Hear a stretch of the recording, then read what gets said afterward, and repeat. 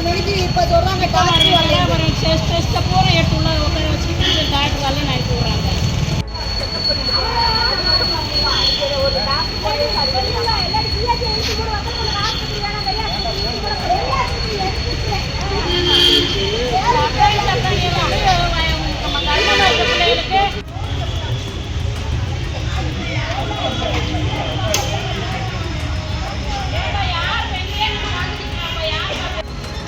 கட்டக்காமன்பட்டி வத்தலகுண்டு பக்கத்தில் இருக்க கட்டக்காம்பட்டிலேருந்து வர்றோம். காலைல 8 மணிக்கெல்லாம் வந்துட்டோம். இன்ன வரைக்கும் செக்கப் எல்லாமே எடுத்துட்டாங்க, ரத்த டெஸ்ட் எல்லாமே ரிசல்ட் கொடுத்துட்டாங்க.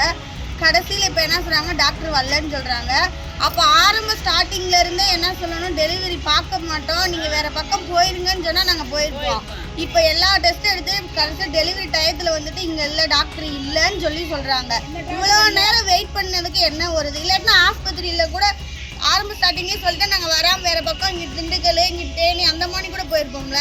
இப்போ வந்து இப்படி சொல்கிறாங்க, தடை விதிச்சாங்க. சரி, நான் இப்போ நார்மல் டெலிவரியும் பார்க்கக்கூடாதுன்னு சொல்கிறாங்க. அப்போ எல்லாமே இல்லை. இந்த சுற்று வட்டாரத்தில் இருக்கிற கர்ப்பிணி பெண்களாம் எங்கே போவாங்களாம்மா? அண்ணா, நாங்கள் எழுவன்பட்டியிலேருந்து வரோம்னா, அங்கேருந்து வர்றதே ரொம்ப தொலைவுலேருந்து தான் வரோம். இங்கே வந்து ஸ்டார்டிங்லேருந்து இங்கே செக்கப் வாங்க, நம்ம டெலிவரி இங்கேயே பார்த்துக்கலாம் 1 மாதமாக இழுத்து அடிச்சுட்டு இப்போ திடீர்னு வந்து டெலிவரி இங்கே பார்க்க முடியாது, நிலக்கோட்டைக்கு போங்க, இல்லைன்னா திண்டுக்கல் போங்க, இல்லைன்னா தேனி போங்க அப்படின்றாங்க. அவ்வளோ தூரம் எங்களால் போக முடியாது, பஸ் வசதியும் கிடையாது அவ்வளோ தூரம் போகிறதுக்கு. எவ்வளோ தூரம் எங்கேருந்து இடையிலே போகிற போய் குழந்தை பிறந்துச்சுன்னா யார் பதில் சொல்லுவா?